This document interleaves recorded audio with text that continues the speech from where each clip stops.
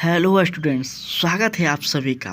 आज का यह सेशन बहुत ज़्यादा इम्पोर्टेंट होने वाला है उन सभी विद्यार्थियों के लिए जो किसी न किसी एग्जामिनेशन का प्रिपरेशन कर रहे हैं। ये सेशन उन सभी स्टूडेंट्स के लिए है जो जीवन में कुछ करना चाहते हैं। ठीक है, तो इस सेशन को मिस ना करें। यह सेशन आपके लिए बहुत कुछ सिखाने वाला है, आपके जीवन में बहुत परिवर्तन लाने वाला है। तो प्लीज़ इस सेशन को आप लोग विस्तार से देखें। मैं आशा करता हूं कि आप सब मेरी बातों को, मेरी भावनाओं को समझेंगे। आज ज़्यादा देर ना करते हुए जल्दी जल्दी हम लोग फटाफट अपना काम कर लेते हैं। तो चलिए, ये मेरे बारे में जानकारी आप प्राप्त करना अगर आप चाहें तो यहाँ से आप जानकारी प्राप्त कर सकते हैं। ठीक है, उसके बाद है हम सबका यही उद्देश्य है कि हमारे बच्चे भविष्य में एक अच्छे व्यक्ति बने, एक अच्छा मार्गदर्शक बने, हमारे देश का नाम रोशन करे, हमारे समाज का नाम रोशन करे। इसी के लिए आइकॉनिक स्टूडेंट्स हर तरह का प्रयास कर रहा है। चाहे आपको जैसा भी बेहतर शिक्षा दिया जाए, नोट्स दिया जाए, और भी बहुत कुछ आपके जीवन में बदलाव करने का प्रयास किया जा रहा है। तो उम्मीद करते हैं कि इसी के साथ आज एक बेहतर लेक्चर होने वाला है जिसमें आपको एग्ज़ाम प्रिपरेशन के लिए एक बहुत ही ऑथेंटिक गाइडेंस दिया जाएगा। तो चलिए, हम लोग देर ना करते हुए अपने सेशन की ओर बढ़ते हैं। जो हम लोग क्लास 10 के ज्योग्राफी का अध्ययन कर रहे हैं, जिसमें हम लोगों ने चैप्टर 1 भारत संसाधन के बारे में बहुत अच्छे तरह से अध्ययन किए हैं। चैप्टर 2 कृषि के बारे में हम लोग बहुत अच्छा तरह से अध्ययन किए हैं। और चैप्टर 3 उद्योग निर्माण, चैप्टर 4 परिवहन, इन सभी के बारे में हम लोग बहुत से विस्तार से अध्ययन किए हैं। आज जो हम लोगों का नया टॉपिक है वो है बिहार। जी हाँ, अपने राज्य बिहार के बारे में है। ठीक है, बिहार के कृषि एवं वन संसाधन के बारे में है। इससे पहले हम लोग वन संसाधन भी अध्ययन किए हैं और कृषि भी अध्ययन किए हैं। कृषि जो कि भारत के परिप्रेक्ष्य में अध्ययन किए हैं। आज हम लोग अध्ययन करेंगे बिहार के परिप्रेक्ष्य में। अगर आप बिहार के से बिलोंग करते हैं, बिहार के छात्र हैं और बिहार के बोर्ड एग्जामिनेशन अर्थात बिहार बोर्ड BSCV की में आप एग्जामिनेशन देने वाले हैं, तो आपके लिए इम्पोर्टेंट बहुत ज़्यादा है। तो प्लीज़ आप लोग इस सेशन को विस्तार से देखिए। और अगर आप लोग पहले के लेक्चर नहीं देखे हैं तो प्लेलिस्ट में जाकर आप इसे देख सकते हैं। बहुत ही इम्तिहान से पढ़ाया गया है, बहुत ही अच्छे तरीक़े से पढ़ाया गया है। आपको समझ में बहुत अच्छे तरह से आएगा। और सिविक्स का भी हम लोग पूरा चैप्टर वाइज पूरा टॉपिक को अध्ययन किए हैं, पूरे बुक को ख़त्म कर दिए हैं। और आज से आपका हिस्ट्री का क्लास भी ओपन हो चुका है, हिस्ट्री का क्लास आपसे चलने लगा है। तो प्लीज़ आप सब daily time to time channel पर बने रहें और अपने एग्जामिनेशन को और अच्छा करने के लिए, यहाँ पे बेहतर रिजल्ट पाने के लिए आप बने रहना चाहते हैं तो बन सकते हैं। चलिए, हम लोग आगे बढ़ते हैं बिहार कृषि एवं वन संसाधन की ओर। ठीक है, एक सेकेंड, हाँ यही था। चलिए, थोड़ा सा मिसिंग हो गया था। पार्ट 2 हम लोग पहले ले लिए थे। पहले पार्ट 1 कृषि संसाधन के बारे में हम लोग समझेंगे, उसके बाद वन संसाधन के बारे में हम लोग समझेंगे। चलिए, इससे पहले हम लोग बहुत अच्छी तरह से समझे हैं कृषि होते क्या हैं, कृषि का प्रयोग किस प्रकार से किया जाता है, भूमि का प्रयोग किस प्रकार से किया जाता है, भारत में कृषि प्रधान देश में कहाँ कहाँ पे कौन कौन से फसल उगाए जाते हैं, सब कुछ हम लोग पढ़े थे बहुत अच्छे तरह से। आज बिहार के परिप्रेक्ष्य में हम लोग पढ़ेंगे। तो आपको पता होगा कि भारत एक कृषि प्रधान देश है, तो अपना बिहार भी एक कृषि प्रधान राज्य है। ठीक है, ये बात आप याद रखिएगा कि जिस तरह से भारत कृषि प्रधान देश है, उसी तरह से भारत के एक राज्य जो कि बिहार भी कृषि प्रधान देश है। यहाँ के लोग भी कृषि पर ही अपने जीवन यापन करते हैं। 75% कार्यकारी आबादी कृषि कार्य में संलग्न है। कृषि ही राज्य के लोगों को की आबादी का मुख्य आधार है। ठीक है, जिस तरह से हम लोग भारत का अध्ययन किए थे, आप उसी तरह से उसी सेम पर्पस से यहाँ रख कर समझ सकते हैं। ठीक है, कोई अलग नहीं है, बस अलग क्या है तो स्थान अलग है, बाकी सब कुछ हम सेम पढ़ने वाले हैं। वहाँ पे भी था और यहाँ पे भी है कि कृषि पे लोग आश्रित हैं, कृषि को अपना आजीविकाएं मानते हैं। ठीक है, कृषि पर जनसंख्या का अधिक बोझ है। प्रति व्यक्ति कृषि भूमि की कमी, खेतों के छोटे आकार एवं बिखरा प्रारूप तथा अधिकांश किसानों की निर्धनता के कारण छोटे किसान की दशा अच्छी नहीं है। हम लोग समझे थे कि क्या हो रहा है, खेतों की छोटा आकार क्यों हो रहा है, इन बातों को हम लोग समझे थे। पर्यावरण धीरे धीरे विलुप्त क्यों हो रहा है, इस सब चीज़ को हम लोग समझे थे। जनसंख्या बढ़ने के कारण लोगों के आवास अधिक बढ़ रहे हैं, लोगों के ज़रूरत अधिक बढ़ रहे हैं। इससे क्या हो रही है कि हमारे पर्यावरण विलुप्त हो रहे हैं, हमारे खेत जो है उनका दिन पर दिन आकार छोटा होता जा रहा है, दिन पर दिन इनका बंटवारा होता जा रहा है, तो टुकड़ों में ज़मीन बंट रहे हैं। इन सभी कारण को हम लोग भी उस बार भी देखे थे। आगे है, बिहार की कृषि गहन निर्वाहक प्रकार की है, जिसके अंतर्गत वर्ष में 4 फसलें बोई जाती है। क्या होती है, हम लोग देखे थे भारत में कि वर्ष में 3 प्रकार की फसल बोई जाती है, रबी, खरीफ और जायद।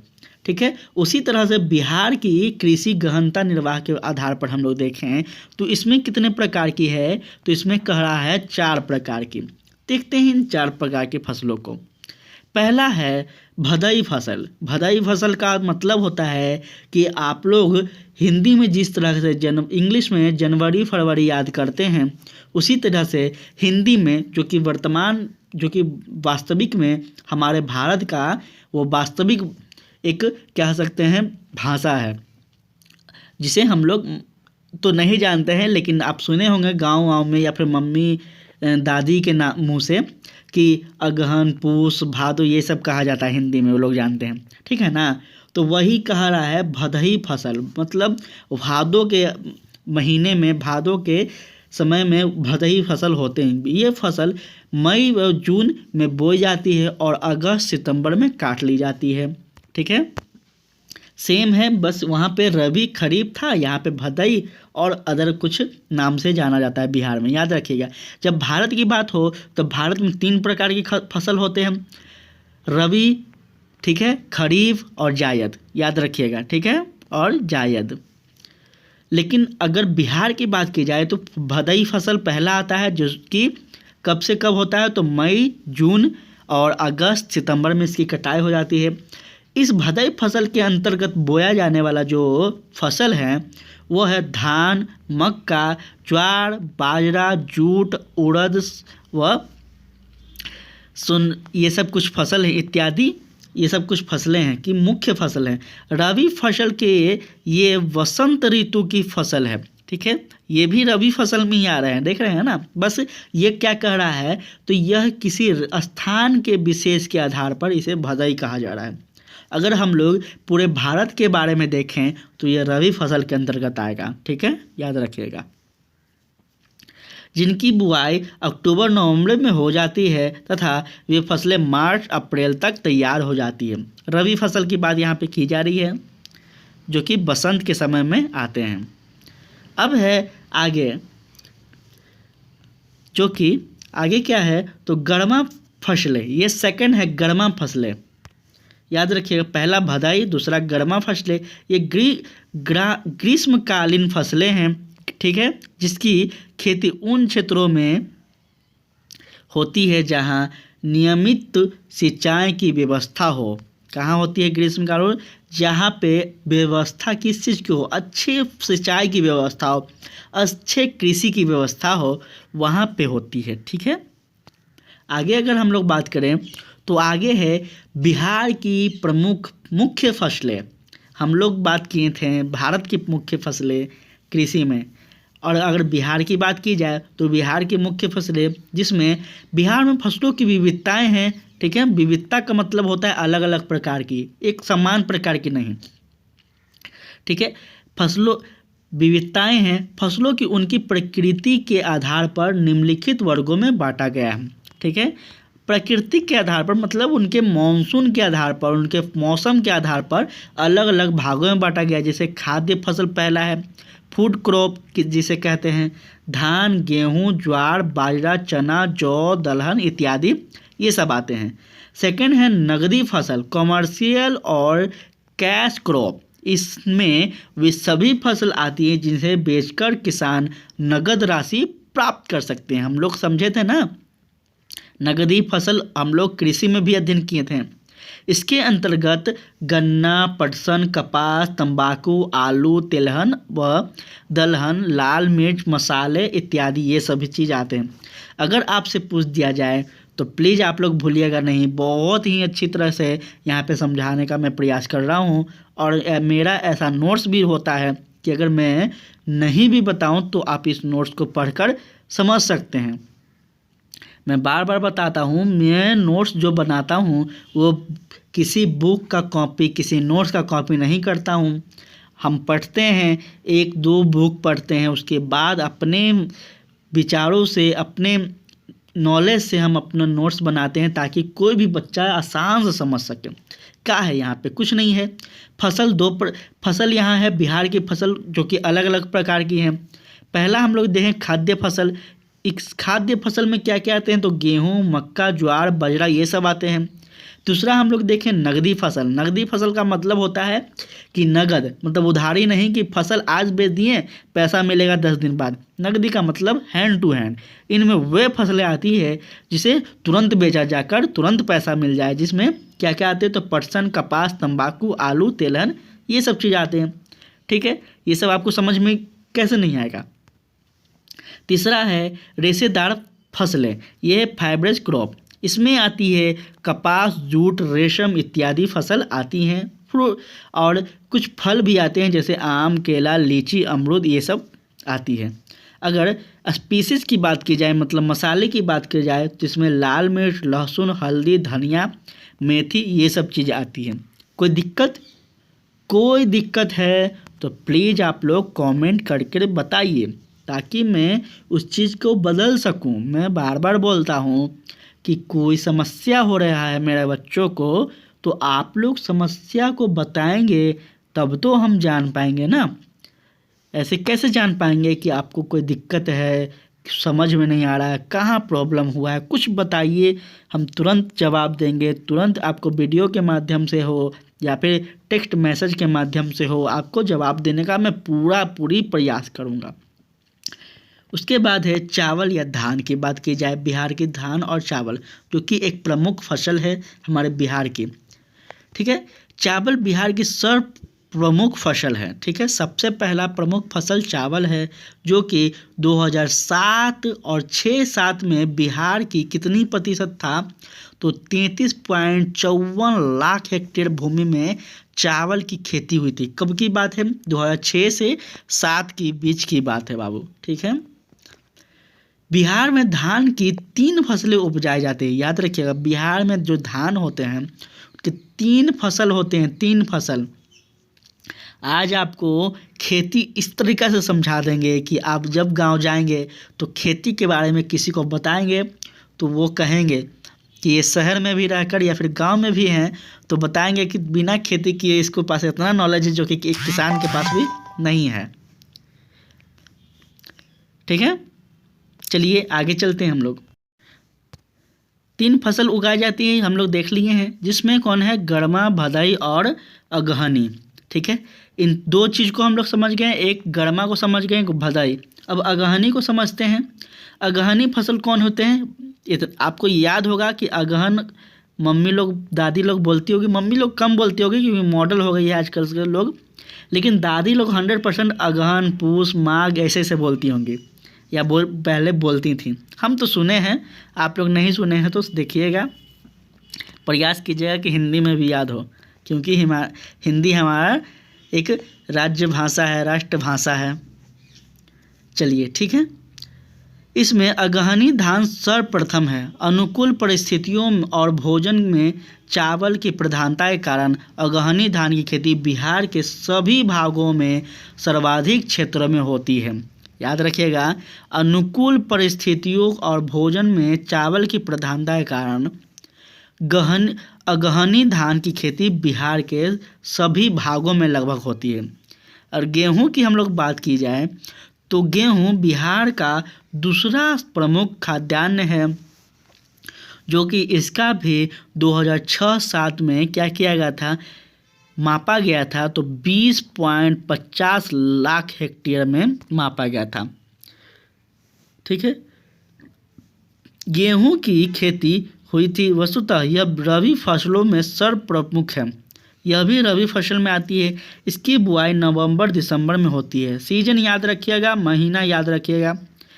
यह फसल मार्च अप्रैल में काट ली जाती है। गेहूं की खेती का अधिक विस्तार मैदानी भाग में हुआ है। ठीक है, याद रखिएगा, गेहूं का खेती का अधिक विस्तार कहाँ हुआ है आपसे पूछा जाए तो मैदानी भाग, मतलब समतल भूमि। हम लोग पढ़े हैं ज्योग्राफी में, समतल होते हैं क्या हैं, मतलब ये सभी चीज़ जहाँ सिंचाई की सुविधाएं उपलब्ध होते हैं। उत्पादन की दर में क्षेत्रीय विभिन्नता कम मिलती है। पूरे प्रांत में सबसे अधिक प्रति हेक्टेयर उत्पादन 2.93 टन है, तो सबसे कम 1.02 टन है। याद रखिएगा, क्या बोल रहा है कि जहाँ सिंचाई की सुविधा उपलब्ध हो, जहाँ सिंचाई की सुविधा उपलब्ध होगी वहीं तो अधिक कृषि हो पाएंगे ना। और उत्पादन दर की में बात की जाए तो क्षेत्रीय विभिन्नता के कम मिलती है। यहाँ पे क्षेत्रीय विभिन्नताएं नहीं मिलती है पूरे प्रांत में। प्रांत का मतलब होता है, आप सबको पता होना चाहिए, प्रांत का मतलब होता है राज्य। राज्य को प्रांत के नाम से पहले बुलाया जाता था, अब राज्य कहा जाता है। पहले प्रांत होते थे, सूबे जिसको कहते हैं। या फिर अगर आपसे बोल दिया जाए सूबे, प्रांत, तो बिल्कुल भी मत घबराइएगा, समझ जाइएगा कि इसका मतलब एक राज्य के बारे में बात की जा रही है। आगे है मकई की फसल, जिसमें है मकई। मकई के बारे में हम लोग समझते हैं। मकई,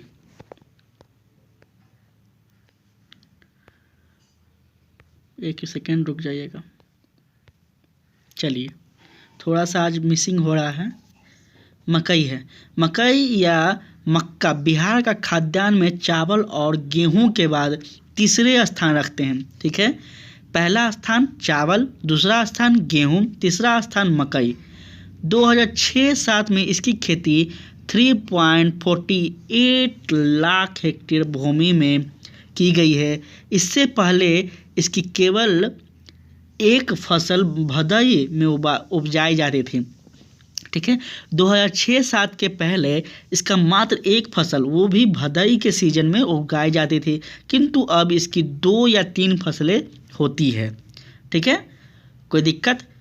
चना, ग्राम जिसे कहते हैं, यह चना एक महत्वपूर्ण दलहन है। दलहन हम लोग याद रखिएगा, दलहन पढ़े थे जिसमें प्रोटीन की बात होती है, दलहन में दाल आते हैं। ठीक है, किंतु यह एक बहुउपयोगी अनाज है। जो चना एक रबी फसल में आते हैं।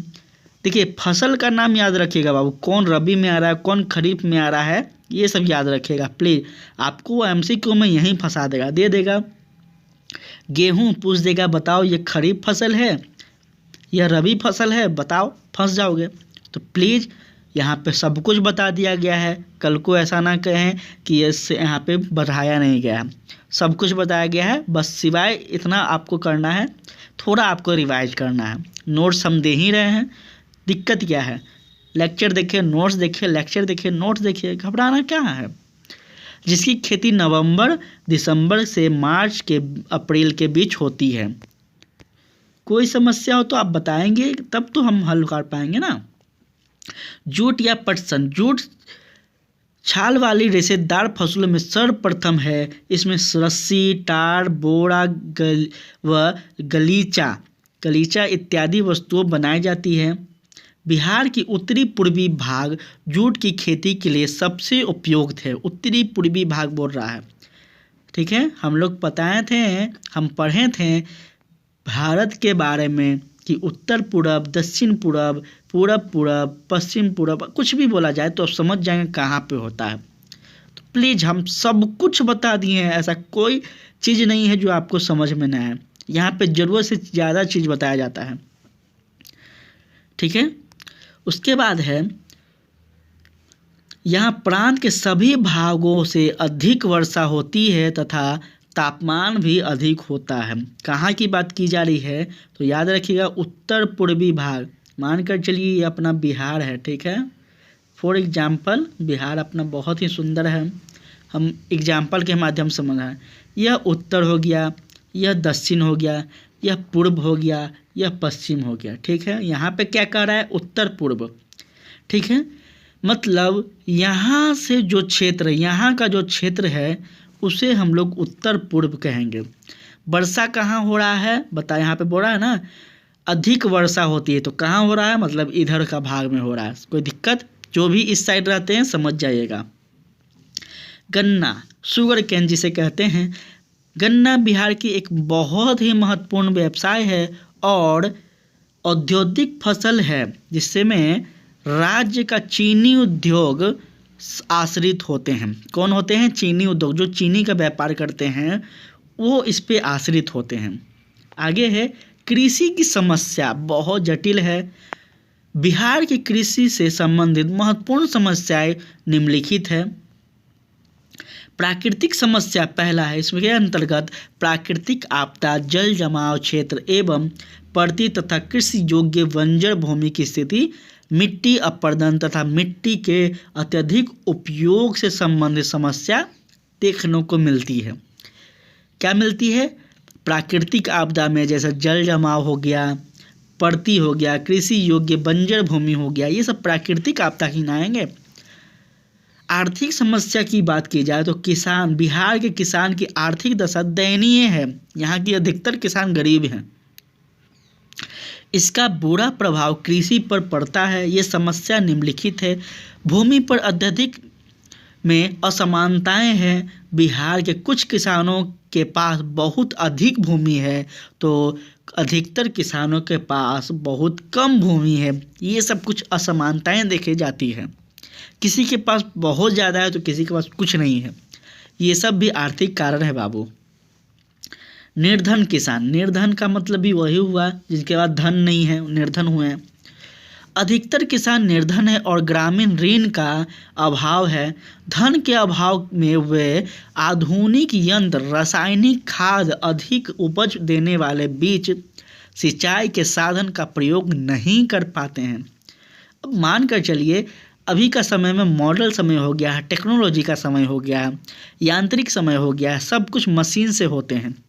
इस समय भी जो निर्धन किसान है, जो गरीब किसान है, जिनके पास पैसा नहीं है, वो बेचारे क्या करेंगे, वो क्या करेंगे, अच्छे बीज का प्रयोग नहीं कर पाएंगे, अच्छे रासायनिक खाद का प्रयोग नहीं कर पाएंगे, अच्छे मशीनों का प्रयोग नहीं कर पाएंगे, तो उनका क्या होगा, उनका फसल भी अच्छा नहीं होगा, उनका सिंचाई अच्छा नहीं होगा, इसलिए वो गरीब ही रह जाते हैं। ये सब कुछ समस्याएं हैं जो उम्मीद करते हैं कि आप बिहार के बच्चे हैं, बिहार के भविष्य होंगे, इन समस्याओं को हल करने में आप लोग अहम भूमिका निभाएंगे आगे चलकर। अधिक उत्पादन लागत की बात की जाए तो हरित क्रांति आपको पता होगा ना। हरित क्रांति किसे कहते हैं, इसे ही कहते हैं हरित क्रांति, जिसमें कृषि को हरित क्रांति कहते हैं, ठीक है। ये सब इकोनॉमिक्स में आपको पढ़ने को मिलेगा, याद रखिएगा। श्वेत क्रांति किसे कहते हैं, किसी कोई बता सकता है, कमेंट में बताइएगा श्वेत क्रांति किसे कहते हैं। इकोनॉमिक्स में ये सब पढ़ना है, हम पढ़ा भी रहे हैं। श्वेत क्रांति किसे कहते हैं कमेंट में सबको बताना है, ठीक है। हरित क्रांति के बाद खेती का कार्य महंगा होता गया और अधिक उपज के लिए खाद और सिंचाई आवश्यक है, ठीक है। जब हरित क्रांति हुआ तो इसके बाद क्या होने लगा, खेती का कार्य जो था वो महंगा होने लगा।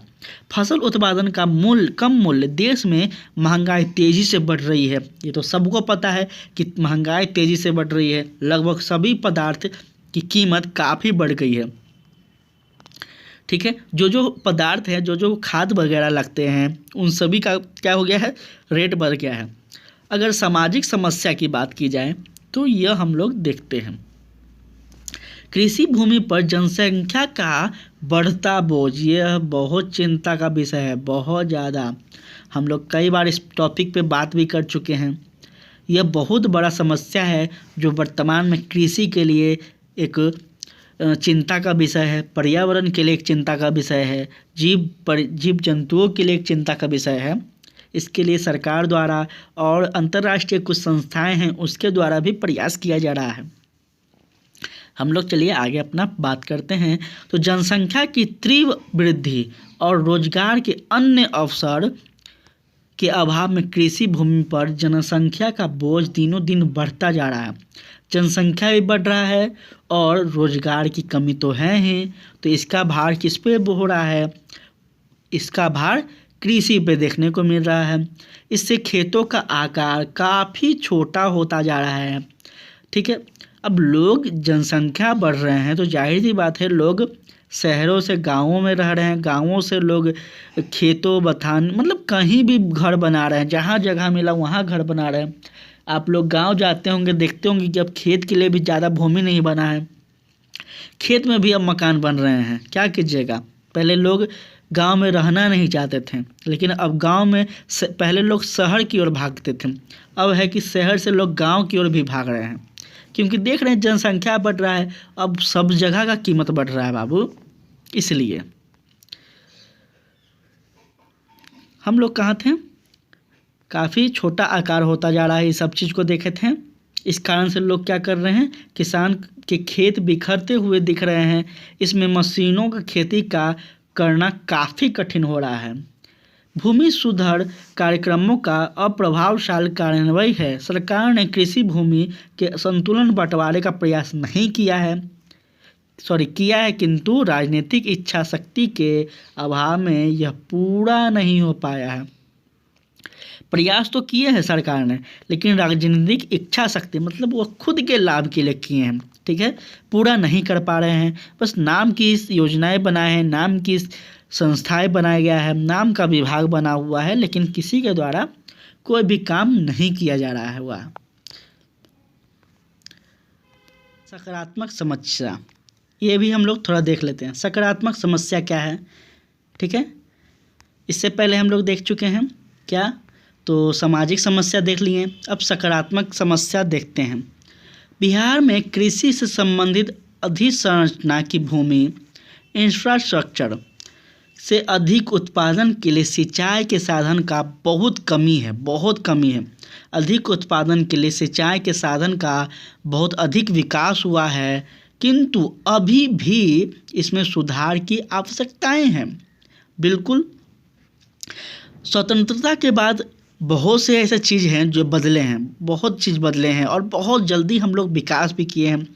जहाँ जिस देश का पूरी तरह से शोषण किया गया था, यहाँ पे न डेवलपमेंट था, न टेक्नोलॉजी था, न शिक्षा था, न कुछ भी नहीं था, यहाँ तक कि धनराशि भी नहीं था। उसके बाद भी हम इतना जल्दी अपने पैरों पे खड़ा हुए, ये बहुत बड़ी बात है सच में। लेकिन फिर भी कुछ अभी कमी है। निराकार के उपाय हैं। प्रति हेक्टेयर उत्पादन बढ़ाने के लिए निम्नलिखित उपाय किए जा रहे हैं। हम लोग समझते हैं उन उपायों को। सबसे पहला है सिंचाई की व्यवस्था एवं बाढ़ और सूखा की सुरक्षा। ये सबसे बड़ी व्यवस्था है बाबू, सबसे बड़ा दुख का बात है बिहार के लिए कि सिंचाई की व्यवस्था का कमी है। वही अगर सिंचाई होता है तो कृषि के लिए छोटे फार्मर जो हैं, छोटे जो किसान हैं, उनके लिए खासकर बाढ़ की समस्या और सुखाड़ की समस्या आप देखेंगे तो बिहार के उत्तर साइड में हमेशा बाढ़ से बहुत सारा कृषि क्या हो जाता है, नष्ट हो जाता है, बहुत सारे फसल नष्ट हो जाते हैं। उसी प्रकार अब देखेंगे दक्षिण साइड में तो यहाँ पे क्या होता है, सुखाड़ की समस्या है। तो बिहार कहीं ना कहीं इसलिए भी पिछड़ा है क्योंकि यहाँ पे अनेकों समस्या है और यहाँ की सरकार जो है वह उस पर अच्छी तरह से ध्यान भी नहीं देती है। वो बस बताया गया है, राजनीतिक लाभ और बस वादे की ही बात करते हैं। ठीक है, उसके बाद है उर्वरक का प्रयोग। यह भी उर्वरक का प्रयोग नहीं हो पा रहा है। कीट एवं रोगनाशक दवाएं और पौधा संरक्षण की कमी है। उन्नत संकट बीज का प्रयोग, मिट्टी सर्वेक्षण और उर्वरकीय तथा संरक्षण, इन सभी चीज़ों की कमी है। उन्नत संकर है, बीज का प्रयोग नहीं सही से हो रहा है, मिट्टी का सर्वेक्षण पता नहीं कब हुआ होगा। ये सब करना चाहिए। एक अच्छे कृषि के लिए क्या करना चाहिए? सबसे पहले क्या करना चाहिए, तो राज्य में क्या होना चाहिए, भूमि का सर्वेक्षण होना चाहिए कि किस भूमि में, हम लोग पढ़े थे कृषि के चैप्टर वाले में हम लोग पढ़े थे कि क्या होता है, तो कृषि में जो भूमि का क्या होता है, सर्वेक्षण ही होता है। हम लोग उसमें टॉपिक ये पढ़े थे कि सर्वेक्षण के आधार पर क्या पता चलता है कि किस क्षेत्र में कौन से फसल के लिए अधिक क्या है स्थान, अच्छा बेहतर स्थान है। तो ये होना चाहिए। ठीक है, यह एक सरकार के सामने बात रखना चाहिए कि कृषि को अच्छा करने के लिए एक सर्वेक्षण होना चाहिए जिसमें पता चले कि कौन से क्षेत्र में कौन से फसल अधिक होते हैं, यहाँ की मिट्टियाँ में क्या कमी है, क्या कहाँ की मिट्टी अच्छे हैं, इस सभी चीज़ पता चल पाता। लेकिन सरकार ये सब चीज़ नहीं करेगी। सबको पता है वास्तविक में अगर करना चाहे कोई सरकार तो वो समाज को, अपने राज्य को, अपने देश को कुछ ही वर्षों में बदल सकता है। लेकिन दुख की बात है कि कोई करना नहीं चाहते हैं, इसलिए बदल नहीं रहा है। तो चलिए आज के लिए हम लोग इतना ही रहने देते हैं। कल हम लोग उद्योग पढ़ेंगे जो कि बहुत इम्पोर्टेंट है। ठीक है, थोड़ा वीडियो लॉन्ग हो चुका है तो आपको भी समझने में दिक्कत होगा, इसलिए हम ज़्यादा बड़ा वीडियो नहीं बनाते हैं ताकि बच्चे बोर ना हो। बहुत सारे बड़े बड़े यूट्यूबर में देख रहा हूँ कि बहुत बड़े बड़े वीडियो बनाकर, बहुत बड़े बड़े लेक्चर बनाकर झूठ मूठ का फालतू का बात करते हैं। वो सब चीज़ नहीं, यहाँ पे क्या है, ऑथेंटिक बात समझिए, पढ़ाई से जुड़ा हुआ बात कीजिए। ठीक है, तो आज हम लोग यहाँ पे अपने क्लास को अंत करते हैं। कल हम लोग उद्योग के बारे में समझेंगे। यहाँ तक कोई समस्या है, कोई समस्या, प्लीज़ कमेंट कीजिएगा। समझ में आया तो भी कीजिएगा, नहीं आया तो ज़रूर कीजिएगा ताकि मैं समझ पाऊँ कि दिक्कत कहाँ पे है और मैं आपके लिए आसान से शब्दों में फिर से लेक्चर ला पाऊँ। अगर अच्छा लगा हो तो अपने दोस्तों के साथ शेयर कीजिए, बताइए उन्हें वो भी यहाँ पे पढ़ें, क्योंकि यहाँ निःशुल्क आपको एक बेहतर शिक्षा देने का प्रयास किया जा रहा है। साथ ही साथ बोर्ड एग्ज़ाम हो या फिर कोई भी एग्ज़ाम हो, आपको बेहतर नोट्स निःशुल्क दिया जा रहा है ताकि आप एग्ज़ाम में अच्छे मार्क्स स्कोर कर पाएँ। ठीक है, प्लीज़ आप लोग लाइक और सब्सक्राइब कर दीजिएगा चैनल को। आपके लिए बहुत ज़्यादा मेहनत करते हैं, 2 तरह के 3 तरह के बुक पढ़ते हैं, उसके बाद आपको हम नोट्स बनाकर आपके सामने रखते हैं ताकि कोई गलत इन्फॉर्मेशन आपको ना मिले। ठीक है, ये ना हो कि एग्ज़ाम में कुछ और दिया गया है, हम कुछ और पढ़ाएं। हम प्रयास करते हैं कि जो भी टॉपिक पढ़ाएं पूरा कॉन्सेप्ट क्लियर पढ़ाएं, यही अपना उद्देश्य है। तो इसी के साथ आप सब पढ़ते रहिए, हंसते रहिए, मुस्कुराते रहिए, अपने जीवन में उपलब्धियां पाते रहिए। तब तक के लिए जय हिंद, जय भारत।